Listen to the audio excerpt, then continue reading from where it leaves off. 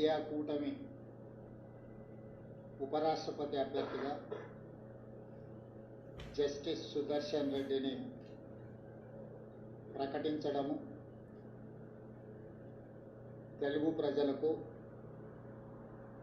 ముఖ్యంగా తెలంగాణ ప్రజల యొక్క గౌరవ ప్రతిష్టలను పెంచింది. ఈరోజు దేశ రాజకీయాలలో ఒక పక్కన రాజ్యాంగాన్ని మార్చాలి, రిజర్వేషన్లను రద్దు చేయాలి,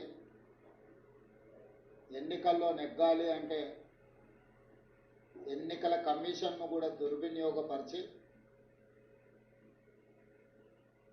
బ్రతికున్న ఓటర్లను చనిపోయినట్టుగా, లేని ఓటర్లను ఉన్నట్టుగా నమోదు చేసి ప్రజాస్వామ్య ప్రక్రియను అపహాస్యం చేస్తున్న ఎన్డీఏ ఒక పక్కన, మహాత్మా గాంధీ గారి స్ఫూర్తితో సాధించుకున్న ప్రజాస్వామ్యం, శాంతియుతంగా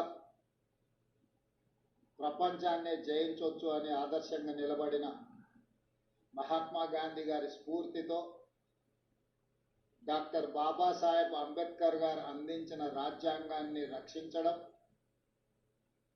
రాజ్యాంగ స్ఫూర్తిని కొనసాగించడం, రాజ్యాంగబద్ధమైన సంస్థల్ని పరిరక్షించడం, ఇండియా కూటమి ఈరోజు ఇంకొక పక్కన. అందుకే రాజ్యాంగ వ్యతిరేకులైన,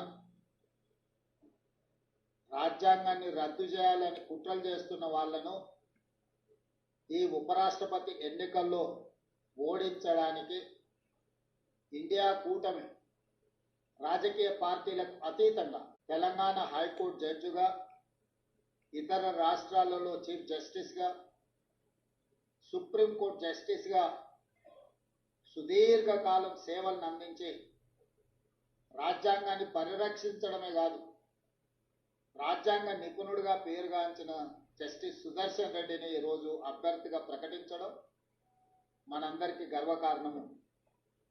ఈరోజు వారిని గెలిపించవలసిన బాధ్యత ప్రతి తెలుగువాడి మీద ఉన్నది.